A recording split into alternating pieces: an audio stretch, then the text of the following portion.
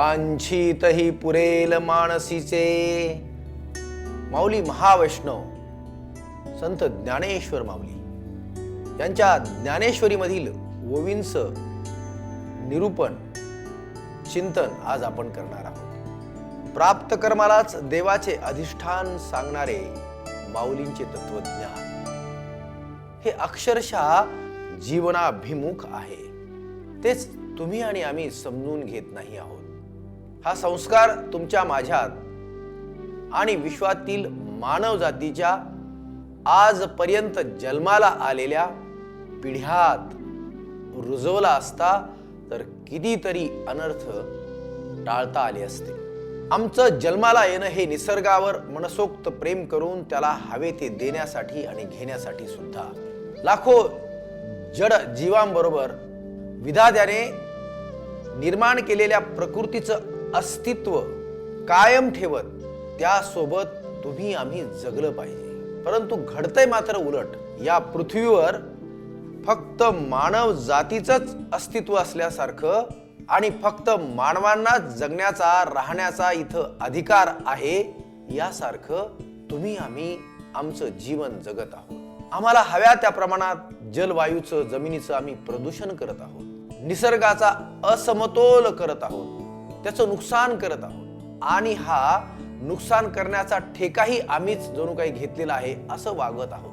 हा आमचा आविर्भाव हा अशुद्ध आविर्भाव आहे. जेमतेम 70-80 वर्ष जगणारा मनुष्य प्राणी त्याच्या एवढ्या छोट्याशा कालावधीत तो पृथ्वी तलावर येऊन एवढा मोठा विध्वंस करेल. लाखो हजारो वर्षातील सृष्टी अशा प्रकारे आपल्या कार्यकर्तृत्वाने नष्ट करेल याची परमेश्वराला देखील कल्पना नसावी असं म्हणण्या इतपत हा विध्वंस आहे. आवश्यकतेपेक्षा जास्त पिकवण्याच्या नादात माय माऊली जमिनीवर आम्ही आग ओकणारी खते आणि औषधे फवारतो आहोत. तुम्ही आम्ही भावी मानव जातीसाठी आणि तुमच्या आमच्या पुढच्या पिढींसाठी काय तयार करून ठेवत आहोत, त्यांचं किती मोठं नुकसान करत आहोत याची कल्पना न केलेली बरी. माणसाच्या अपेक्षांना इच्छांना काही मर्यादाच राहिली नाही. असो, परमेश्वराला प्राप्त करण्यासाठी धावणाऱ्या प्रवृत्तीवर माऊली कर्मयोगाद्वारे सटीक भाष्य करतात. ईश्वर प्राप्तीसाठी त्याचा धावा, जप, तप, क्रिया, कर्मकांड करण्याची आवश्यकता नाही. जर स्वकर्म आचरण प्रामाणिकपणे केले तर ती देवगणांच्या पूजेपेक्षाही श्रेष्ठ असलेली गोष्ट आहे. स्वतःच्या ऐहिक आयुष्यातील प्राप्त करावयाच्या सर्व गोष्टी केवळ स्वधर्म आचरणाने साध्य होतील हे अत्यंत प्रांजळ व चोखपणाने माऊली सांगतात. माऊली याविषयी ओवीमधून फार सुंदर व्यक्त होतात. या स्वधर्म पूजा पूजिता देवता गणा समस्ता योगक्षेमो निश्चिता करीती तुमचा. देव तुमच्या अधीन होऊन तुमच्या समीप येऊन उभा राहील. तुम्ही जे जे मागाल ते ते स्वधर्म आचरणाद्वारे तुम्हाला प्राप्त होईल. तेथ तुम्ही जे करू म्हणाल ते आपैसे सिद्धी जाईल. वांछित ही पुरेल मानसीचे. माऊलींचा या ठिकाणी प्रचंड असलेला आत्मविश्वास निदर्शनास येतो. सर्व सज्जनांना माऊली अत्यंत स्पष्टपणे सांगत आहेत, तुम्ही फक्त वाट्याला आलेले कर्म कर्तव्य जीवे भावे प्रामाणिकपणे सर्व जीवन मूल्यांचं पालन करत करा. देव तुमच्या पाठीशीच काय पुढे उभा राहील. नलगती सायास जाये वनांतरा. नलगती सायास जाये वनांतरा सुखे येतो घरा नारायण. नुसता देव येत नाही तर तो रिद्धी सिद्धी सहित येतो. जिथे परमेश्वर साक्षात तुमच्या पुढ्यात उभा राहणार आहे तिथे ऐश्वर्य, समृद्धी, वैभव, संपत्ती, सत्ता आपोआप येणारच येणार. हे त्रिवार सत्य. हे मी नव्हे, माऊली सांगतात. वाचा सिद्धी पावाल अज्ञापक होवाल. म्हणिये तुमते मागतील महारुद्धी. तैसे सर्व सुखे सहित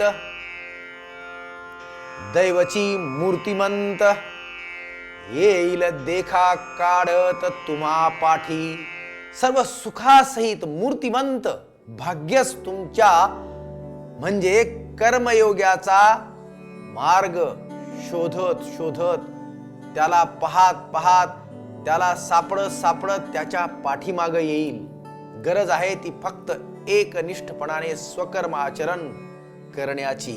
तर आणि तरच तुम्ही ऐश्वर्याने तृप्त होऊन जाल. मनात विषयांची इच्छाच राहणार नाही.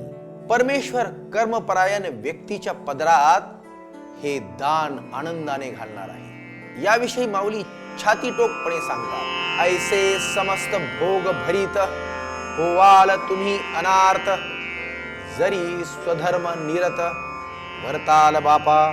केवढा हा आत्मविश्वास माऊलींच्या ठायी आहे. कर्मयोगाप्रती असलेला माऊलींचा हा विश्वास हा दृढ विश्वास आहे. याचा प्रत्यय आपल्याला माऊलींच्या पसायदानामधून सुद्धा येतो. विश्व स्वधर्म सूर्य पाहो असे माऊली म्हणतात. ते याच कर्मयोगाच्या जीवावर विश्वात्मक देवाला सुद्धा. त्यामुळे त्यांनी प्रसाद दान मागताना हेच मागणं मागितलं, हे साकडं घातलं.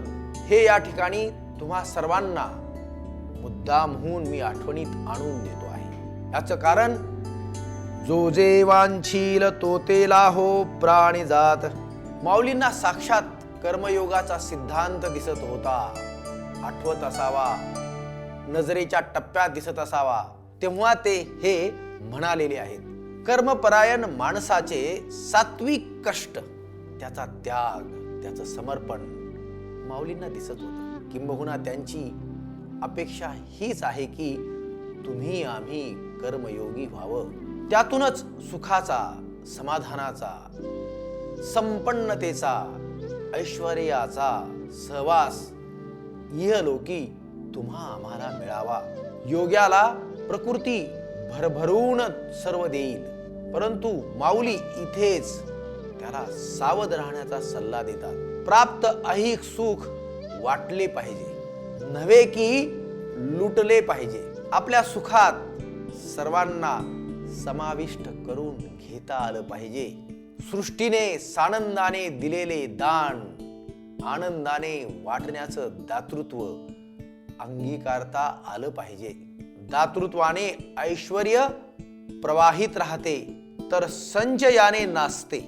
ज्यांनी जन्म दिला ते आई वडील, ज्यांनी ज्ञान दिलं ते शिक्षक गुरुजन, ज्यांच्यामध्ये रमलो ते भाऊ बहीण, काका मामा, आप्त इष्ट, नातेवाईक, ज्यांच्यामुळं व्यक्तिमत्व घडलं तो समाज लोक, ज्यांच्यामुळे जीवनात गंमत मौज निर्माण झाली असे जीवश्य कंठश्य मित्र, ज्यांनी 2 वेळेस खाण्यासाठी आणि उदराची आग शमवण्यासाठी अन्न निर्माण केलं असे शेतकरी, कष्टकरी, शेतमजूर, ज्यांनी ज्यांनी माझे जीवन सुखी समाधानी करण्यासाठी कळत नकळत प्रयत्न केले, ते समाजातील सर्व घटक संस्था, त्या शैक्षणिक, सामाजिक, सांस्कृतिक, शासकीय असोत की निम्न शासकीय असोत, एवढंच काय, मला प्राणवायू पुरवणारा आसमंत, निळाशार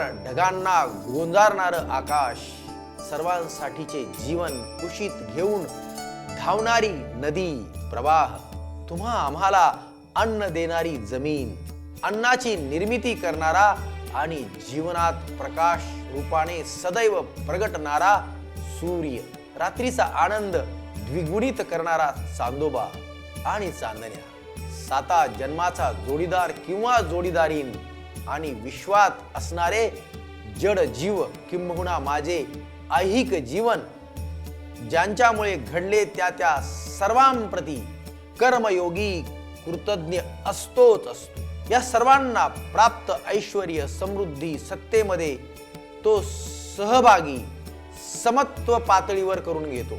माऊलींनी सांगितलेला हा दातृत्व भाव आणि हा समत्व भाव तुमच्या माझ्या ठाई यावा आणि त्याने जगण्याचा आनंद द्विगुणित व्हावा, यासाठीच माझा हा वाक प्रपंच. यासाठीच माझं हे माऊलींच्या ओव्यावरचं निरूपण. माऊलींचा हा दातृत्व आनंद सोहळा तुमच्या माझ्या जीवनामध्ये उभा राहावा आणि त्यानं तुमचं माझं जीवन आनंदानं तृप्त व्हावं अशी अपेक्षा मनात, हृदयात, अंतःकरणात बाळगतो आणि थांबतो. रामकृष्ण हरी.